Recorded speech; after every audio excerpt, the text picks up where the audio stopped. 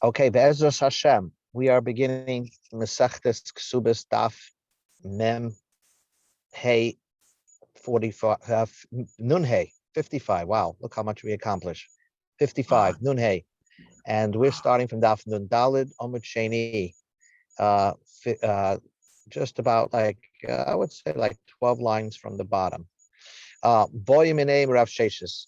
We're talking about a daughter. One of the Tanai Ksuba is that the condition of the Ksuba is that if the man dies, his daughter that's under the age of Bas Mitzvah could continue to take food and clothing and shelter, and he has to provide it from his estate. But let's say she got married, by the way. Let's say at 10 years old, she got married, her father married it off. So then she left her father's house. So even if she got divorced or her husband died, and she goes back to her father's house, when the father dies, she does not eat. Uh, uh, she does not eat from the father's estate. So here's the Gemara's question. Rav Sheshes asked the question: a girl who was married midrabanan, she got married. Her brother married her off to somebody, and she's, let's say, 11 years old.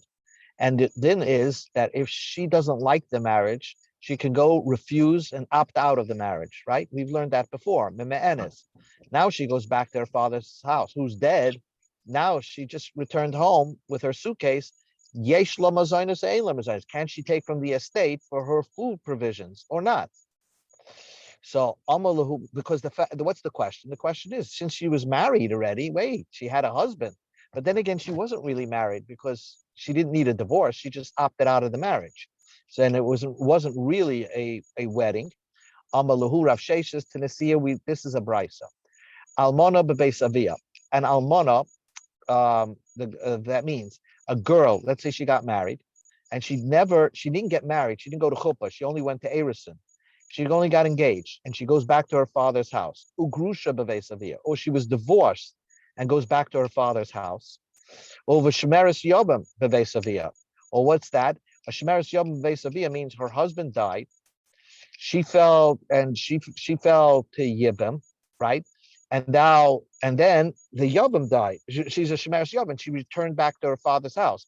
So in other words, she was waiting on to get a Yibam or Chalitza. Anyway, all these scenarios are a girl who got engaged to somebody and is now returning back to her father's house. So note the word engaged. She didn't go to chuppah. Therefore, yesh lo mazonos. If the father should die, then she gets mazonos, right?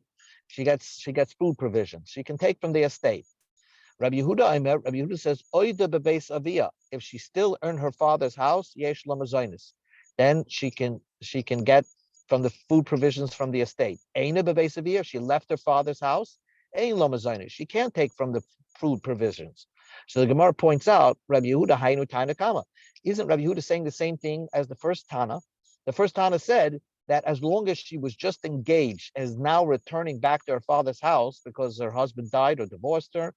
So certainly, that if she got married, she does not take from the estate because she doesn't go back to her father's house.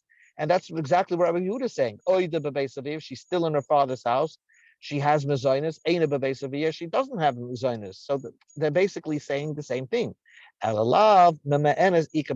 girl, it's talking about a girl who actually did get married. She went through a chuppah, but this was a type of marriage that she has the ability to opt out of the marriage. So therefore, and she opted out of the marriage. She said, "Husband, I don't want you anymore." And this type of marriage, she doesn't need a divorce because her father didn't marry her off. Her mother married her off. So it's a drabanan type of marriage. The Tanakama Sava Isla. The Tanakama holds that she goes back to her father's house because since she's now going back to her father's house, she's entitled to the estate, food from the estate. Rabbi Yehuda says less law she cannot have because oida bebeis means she never left her father's house. But here by meme'enes, she actually in fact did leave her father's house by going for a chuppah with somebody else, albeit a drabanan chuppah, but she went through a marriage. She had a wedding, and therefore even though she could opt out of this marriage, if she comes back, she doesn't have mezainis. Boy Rish Lakish. Rish Lakish asked the question, another scenario. A man, husband died. He took his brother's wife for as he did yibam, right? He did yibam, and they had a daughter. Now, remember, when you do yibam to your brother's wife, you actually don't have to give ksuba. The ksuba is from the estate of the deceased husband. Okay. Now, what the Gemara's question is, since there's no ksuba over here because the responsibility of the ksuba is on the deceased husband, so it could be there's no tanai ksuba, and therefore all conditions that are associated with a ksuba don't apply, and therefore by Rish Lakish asked the question, Bas Yavama. Let's say he was meyabim this lady, and they had a daughter. Yesh la mezainis or ein la mezainis? Does she get a mezainis if in case he dies, or does she not take food provisions in case he dies? Why? What's the question? Kevin the Amamar, since we learned in Masechta Yavamas that when someone is miyabim, a woman, right, the brother takes her on as a wife, he doesn't have to give ksuba. Ksubosal nichse bala harishan. The responsibility of ksuba is on the first husband. So therefore, since there is no ksuba, you don't write a ksuba when you're miyabim a lady, less law. So there's no tanai ksuba. So even if they have a child, there is no tanai ksuba, and therefore no halachas of ksuba apply, which means that there would be no responsibility for her to take mazonis, no right for her to take mazonis.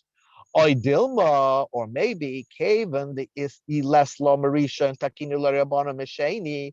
Let's say the deceased husband that had no assets, he left with not a cent, he died without a dime in the bank. So then the Rabbanan said the Yavam has to give a ksuba. So it shouldn't be easy for him to divorce his wife. So therefore technically he could technically write a ksuba, and therefore isla maybe because he could technically write a ksuba in certain scenarios. So therefore the Tanai ksuba always is around, and therefore the bas would be able to take mezainis. Teku, the Gemara remains by an unresolved question. New Gemara. Boy Reb Laza. Reb Laza asked the question. Bas Shania. The daughter a Bas Shania, which means that a man married, let's say, somebody he's not supposed to, his grandmother. Okay, let's say he married his grandmother from his mother's side. Now that's a shnia. That's only an erva derabana. You're not supposed to do it. Midoraisa it's permitted. Midrabanan it's called a shnia, a secondary erva. So you did an illegal marriage, okay, and you had a daughter with that lady. So there is no ksuba when you marry an illegal marriage, a shnia. But the question is, so therefore, would the daughter get mezainis? Yesh la mezainis or ain la mezainis? Would she get mezainis or not mezainis? Why? Because there is no ksuba over here. Let's go to Daf Nun Hey Amud Aleph. Nun Dalet, I'm sorry. Nun Dalet. Kevan the less law ksuba, less law mezaine. Since there is no ksuba, so therefore, since the original lady, the wife, it's an illegal marriage. Therefore, there's no ksuba over here. There's no tnai ksuba over here, and the daughter loses out as well. Oidilma, or do we say ima of the isura? The woman did an isser, and therefore, when her husband dies, kinasu rabbanan find her that she cannot collect on her ksuba. Ihi, but the daughter, the lay of the isura, she didn't do anything wrong. She's just born out of this crazy marriage of her father who married a shnia. Loy knasu a rabbanan, the rabbanan maybe did not knas her, and maybe she can, in the event that he dies, she can take food from the estate. Teku, the Gemara remains by a question. New Gemara, by a Rava. Rava asked the question. A man just engaged his wife. Now, he just engaged. Remember, when the time that you write a ksuba is by the marriage, actually in the wedding hall. But if you're just engaged to the girl, and let's say, he snuck in and he had relations with that girl and they had a daughter. So by Rava Bas Arusa, if a guy had a daughter from an engaged lady and then he died, Yesh la mezainis, does she get food provisions? Ain't la mezainis.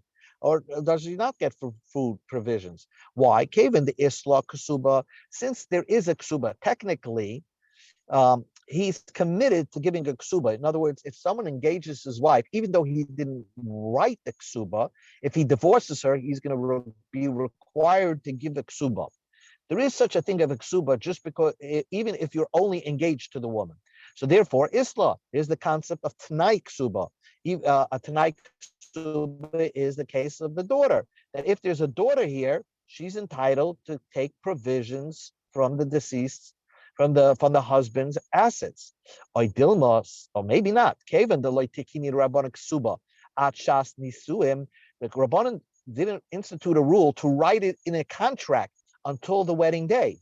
So it's like a verbal contract when you're engaged, but it's an actually written contract when you get married. So therefore, as long as the contract wasn't written, less law. She would not get this daughter. If everything ended when he was just engaged to her and he died, she would not get food provisions from the estate. So that's the question. So the Gemara says, Teku. This also remains a question. Nu Gemara, and this is the final question. The Gemara is just trying to understand, came up with scenarios. Yes, I know that a girl is supposed to take food provisions from her father's estate when he dies. And that's, I want you to know, I've said it many, many times, that this idea of a father obligated to give food for his daughter only kicks in after he passes on. When he's alive, after 6 years old, he's not obligated. It's a mitzvah to give your daughter food. We learned that before, but there's no obligation.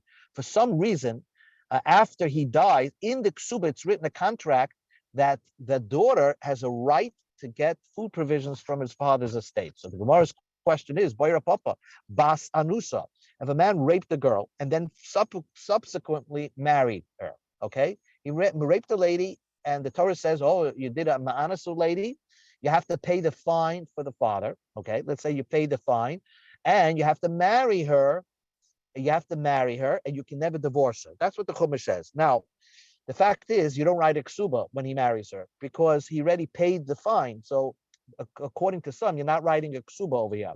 So the Gemara's question is now Bas Anusa, the daughter of this Anusa. In other words, they got married.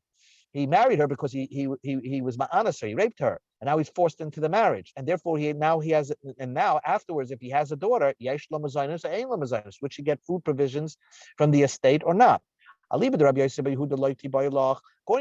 Yehuda, who says when even after you marry the woman that you raped, you have to write a ksuba. The Amma who said yesh la ksuba mana, she has a written ksuba mana, so therefore she has tonight ksuba and everything that goes along with a ksuba. Yes, she would eat from the estate. When is the question? Rabbanan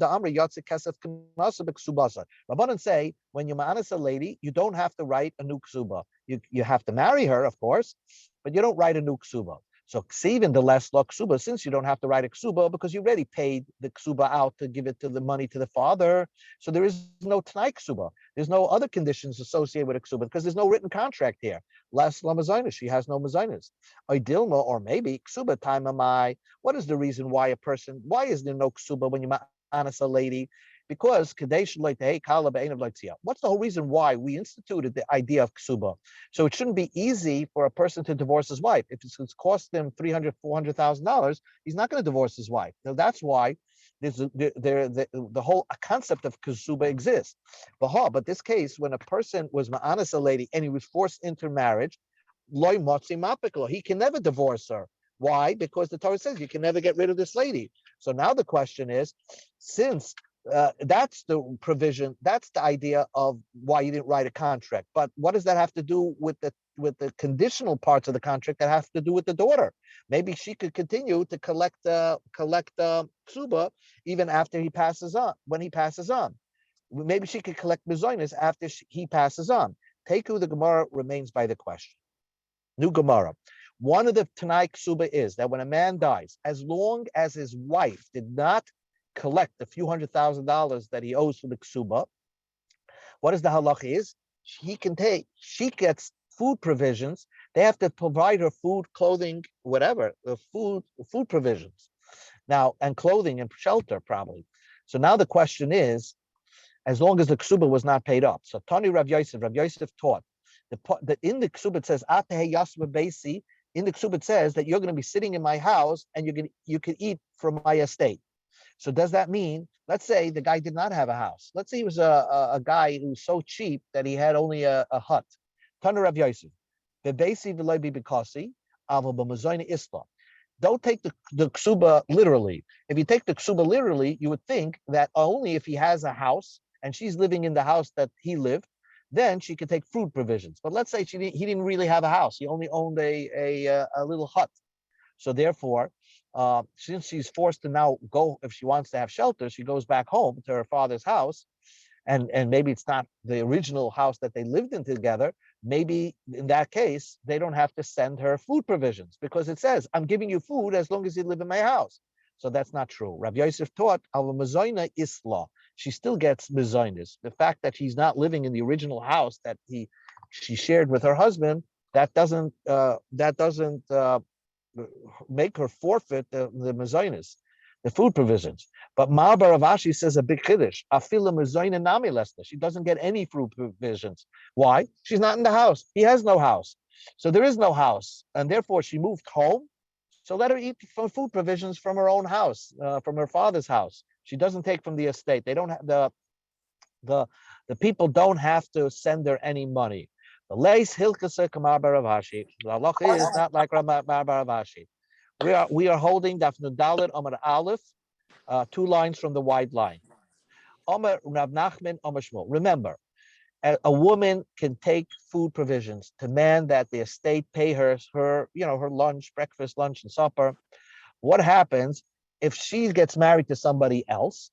Then obviously she's not going to get any food provisions. What's the question over here is let's say somebody read her a shidduch and she says, yeah, I'd agree to marry him, that so-and-so. So she's already 1 foot out the door. Ein lo mazoinus. She has no more food provisions. They don't have to send her food.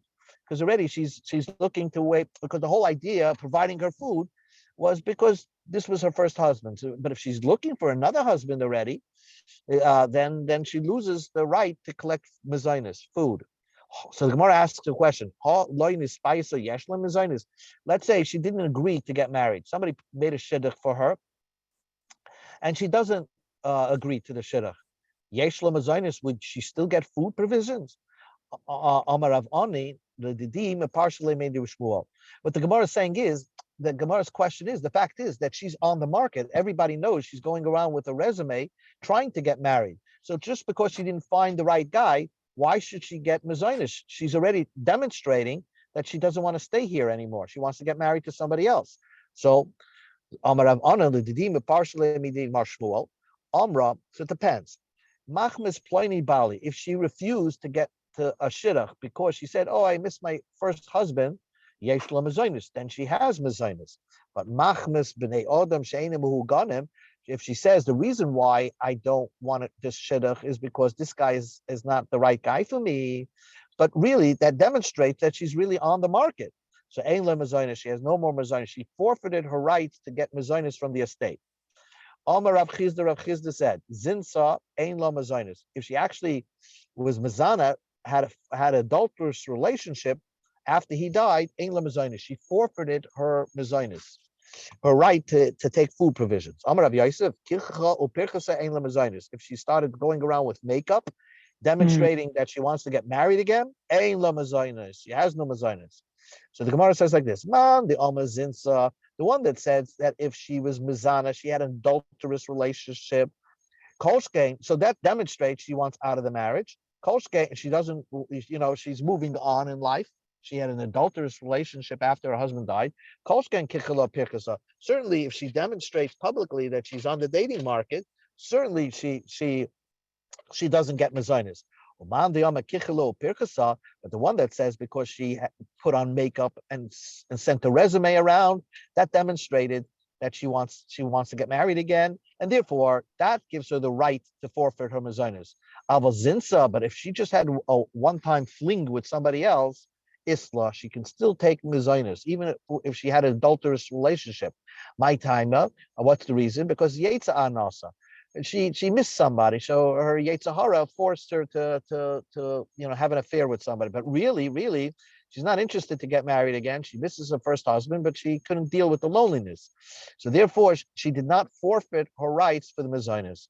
But so what you see over here is that a woman, by doing the wrong thing, could actually forfeit her right to collect food provisions. They won't pay for food provisions from the estate. But the Gemara concludes, there's no, the halacha is not like any of these teachings. Only what Rabbi Yehuda Mishmuel says. When does a woman forfeit her mezainis? If she went to court and says, you know what, I want the $400,000 of my kasuba, right? Then she forfeit the right of mezainis. The mezainis is just to hold her over until she collects the ksuba. But once she collects her ksuba, that's it. She forfeits the mezainis. So the Gemara says, "Veloy." There's no other way she could lose her mezainis. Well, Tanya, we learned in the Brisa, makra ksubasa, umishkana ksubasa, asusa ksubasa apoitiki laacher. If she did, she sold her ksuba. She gave somebody else the right to collect the ksuba, or she borrowed money against the ksuba, right? So then she forfeits her rights in mezainis. It's almost as if she, started collecting the ksuba. So so we see there are other ways you could forfeit the ksuba, not just by taking your wife to court, but actually if you didn't take your wife to court, you just sold the ksuba to a third party. That's enough to forfeit the right of mezainis. Answers the Gemara. Hani en tavas loy. So the Gemara says maybe tavas no. Even if you just bring your the children to court to collect the ksuba, maybe you don't lose the mezainis. So the Gemara says no.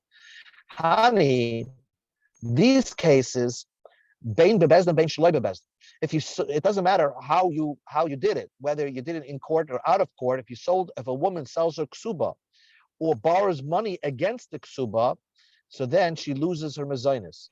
But toivas bebezdin, if she herself wants the ksuba, right? She's suing and she's demanding that she wants to be paid out. Then Bezdin, if she went to court to demand that she gets paid her ksuba you're right. Yes, then she would lose her mezainis. Shloi Bezdin, but if she did it outside of court, she's just having a conversation, and maybe she said, "Oh, I want to collect my ksuba." As long as she didn't go to court and file a motion for it, she does not lose her ksuba, does not lose her mezainis. So a woman generally, after her husband dies, 99% of the time, unless she wants her ksuba, she could always does not lose the right to get food provisions from the estate. So now the Gemara continues. The Gemara said in the Mishnah, it said that there people of Yerushalayim and people of Galil. People of Galil said that the woman, the ball's in her court. She can decide never to collect her ksuba and just keep getting fed with food from the husband, right? From the husband's estate. But the people of Yerushalayim were much stricter. They said that the estate, the Yesoimim who took over the estate, can say to her, listen, this mezainis business got to end. And therefore, here's your ksuba, and that's it. Here's the $300,000 payment, and that's it. And you can't collect mezainis. So what's the halacha like? Itma. So Rav said halacha ka Anshe Yehuda. The halacha is like the Anshe Yehuda, and therefore the Yesoimim have the balls in their court. They can end this whole mezainis business by giving her the ksuba. Shmuel halacha ka Anshe Galil. Shmuel says the halacha is like the Anshe Galil. That means the ball's in her court. If she doesn't want their ksuba, they have to continue to giving mezainis forever. And this could be a big thing if she's like a young lady who, let's say, 40 years old, and she decides not to collect the ksuba according to the Anshe Galil and way Shmuel Paskin. She could continue collecting food, clothing, and shelter, and they have to provide it for her. Even if it works out, it's going to be more than the ksuba. So the Gemara says, Bavel v'chol parvadasa noha karav.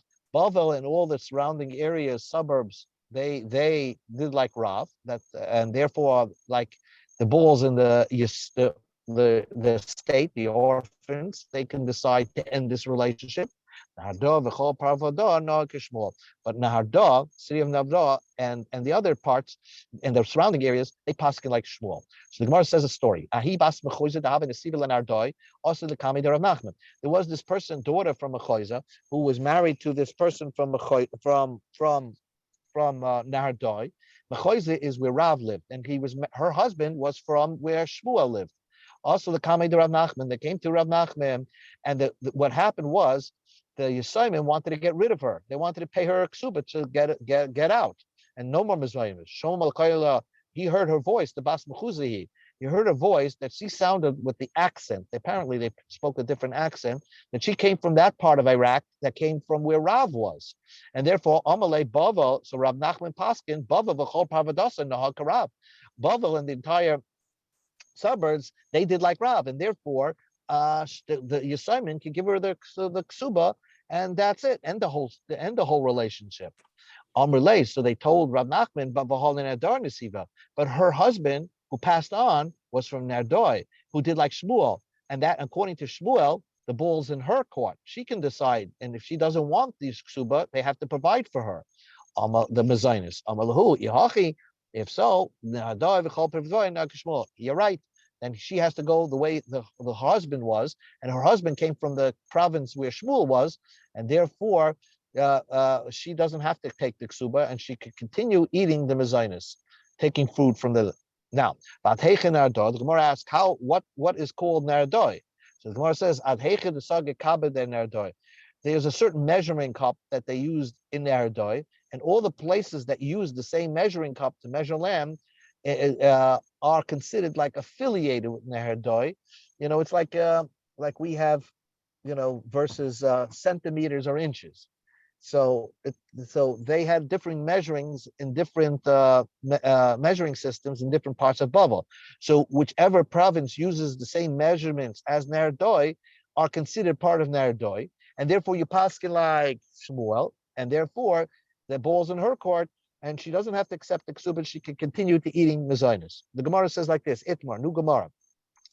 Now Almana comes to collect her ksuba. We're up to Almana collecting her ksuba. What about the mink coat that she has in the closet? If her husband bought her a mink coat, now one could argue and say that the mink coat that he bought her was because he's proud that his wife, who's married to him, wants this mink coat, but he didn't mean to gift it to her that she could keep it. So in the event that he passes on, does it become part of her payment of the ksuba? So Itmar, we learned Almona. Rav says Shomima Ashaleh. You estimate all the clothing that's on her and that's in her closet, and therefore, if there's something very expensive, that we deduct her ksuba based on that kind of fancy clothing that he gave her. Shmuel says no, ain't Shomim Ashaleh. That's not counted for the payment of the ksuba. The mink coat that he gave her was for keeps. It wasn't a conditional gift. Amar Rav Chia bar Avim said, "V'chilufa balakit." Let's say a person hires a worker in his house. This worker, like a live-in maid, and she got a fancy uniform. So Rav Chia bar Avim said, when it comes to the uniform, does she have to give it back, or can she keep it? The opposite. Rav will hold that she does not have to give it back, and Shmuel will hold she does have to give it back. The opposite. They had different opinions. What would be by a live-in servant? But Rav Kahana, Rav Kahana says the same. How they hold the same opinions. Rav holds you have to give it back. It doesn't really belong to you, and Shmuel says no, you can keep it. Umanach Beisimana. Rav gave a simon for himself. Yasma. When it comes to the worker, the hired worker, Yachma, and the Malta and the Almona, Shalach Upaik. Either they give it back and go out and collect the ksuba, or we're going to take the ksuba off, we deduct from the ksuba what the clothing that she has. The Gemara continues. Amar Rav Nachman, Rav Sacha says, even though we have a Mishnah that says to Shmuel that one who gives clothing to his wife, it really means it belongs to her. Now, obviously, if a person gives jewelry, by the way, I want to make this clear. If you give jewelry to your wife, certainly it's to keep. The question is a fancy clothing, like a mink coat. That's the question over here. Is it a gift, or is it? It means that she would have to return it if she wants to, or deduct it from the ksuba. So the Rav Nachman said, "Afgad the Tanam Masmisin Kavas the Shmuel Hilchas the Rav." The halach is like Rav that really she doesn't own those clothing, and we deduct the ksuba. We deduct the value from the ksuba. But now we learned in a Mishnah, this Mishnah on the surface seems like what Rav said. Echad hamakdish nechasav, the echad hamarach atzmai, ein loy b'ksus ishtay, loy b'ksus banav, loy b'tzeva shesav l'shmam, loy sandalim chadashin shalakach l'shmam. A man made a donation to Hegdish. So when they come to take something, when the the owner of Hegdish, they come to take a collateral from him, he made a commitment that he's going to make a donation to the base of Migdash. So they can't take anything that clothing that belongs to his wife. You see that? So what does that mean? That means they have to only take his stuff, but what he gifted to his wife in clothing belongs to her, and therefore they can't take it from her. Now, what do you see from there? This Mishnah seems like Shmuel, that when a person gives his clothing to his wife, it really is a gift to his wife, and she could keep it. So that seems like Shmuel, and therefore, according to Shmuel, you would not deduct from the ksuba for the clothing that she has. Amalei Rav Rav Nachman. So Rav said to Rav Nachman, if the Mishnah seems like Shmuel, why is the halacha like Rav? Answer the Gemara, Amalei Lechoira Kishmuel Rehita. If you run through the Mishnah, it's like Shmuel.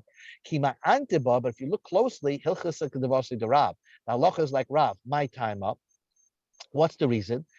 The halacha is like this: He aknela adaita lemekim kamei, adaita lemishkol lemepet loy aknele.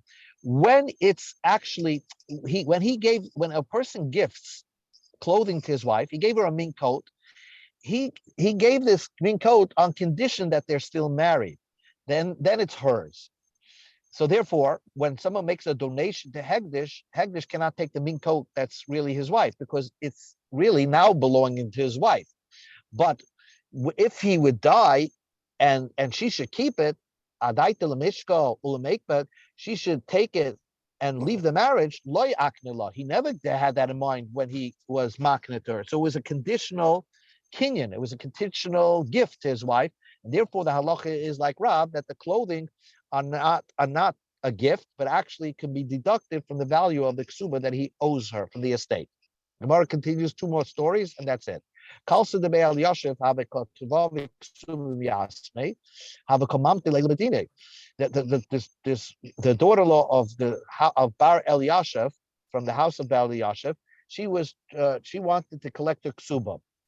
So she called the Yisayim to court. It means her husband died, and she called the Yisayim to court to pay her the ksuba, the $300,000 that they owe her for the ksuba.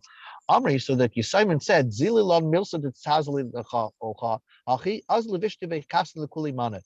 we're really embarrassed by the way you look, and we're going to come to court, but you should put on your best, finest clothing and come to court. So she actually fell into this. She put on her finest mink coat and fanciest clothing and came to court, demanding her ksuba. Also, the Kami de Ravina, they came to the Ravina, Amalahu, they said to him, to Haluchasa Kavase the Rab. Halach is like Rab. The Amar who said, Almana Shamin Masha Leha. You take the value, what's on her. All her clothing are included in the value that you deduct what is owed to the ksuba. And they demonstrated to her the assignment demonstrated to Ravina that their father bought fancy clothing for this woman, and that should be deducted from the ksuba that is owed from the estate.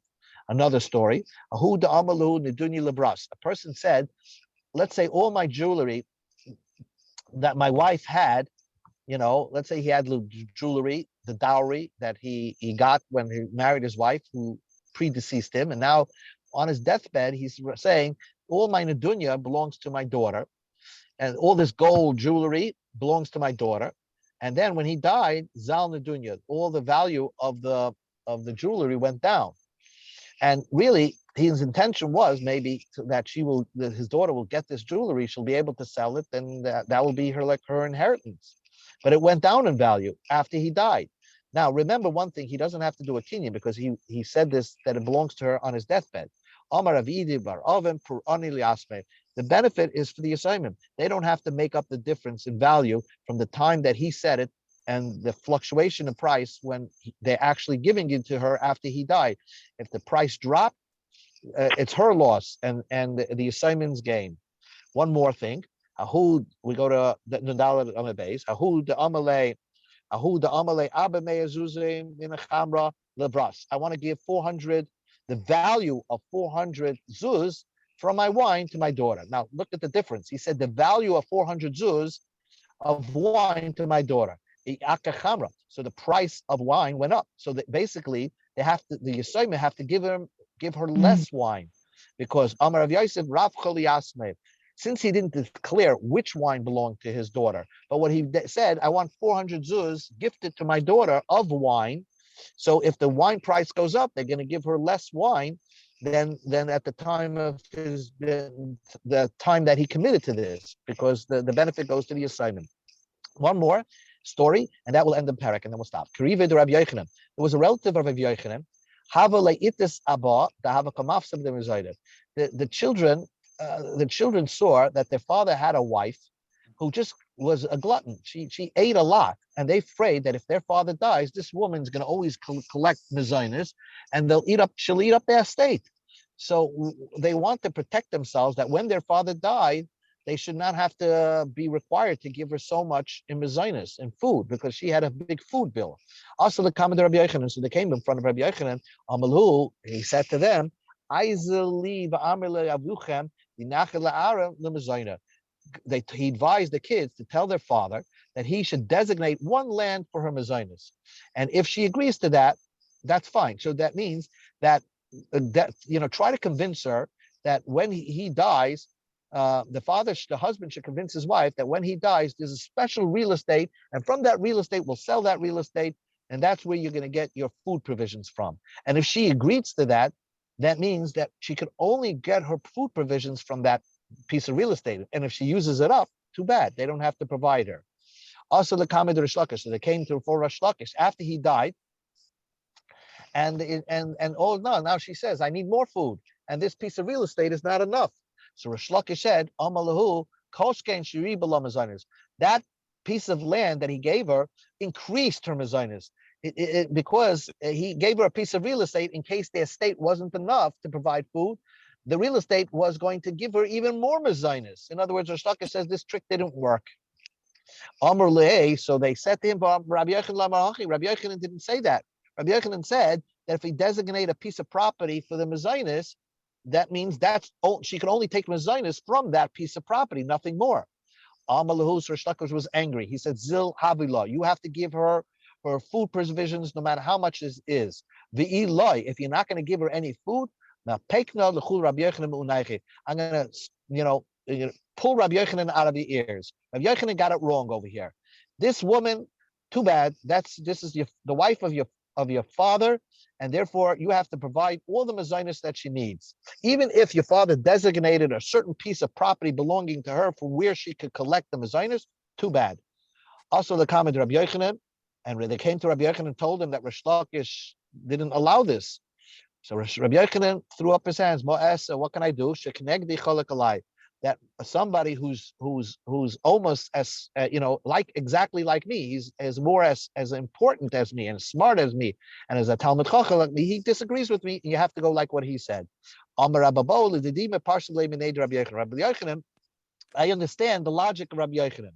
If you said the word limazainis, this is towards your mezainis. So that means in addition to the mezainis, riba la mezainis, he gave her an additional property from where to collect the mezainis from. So this would be a property designated above and beyond from the estate.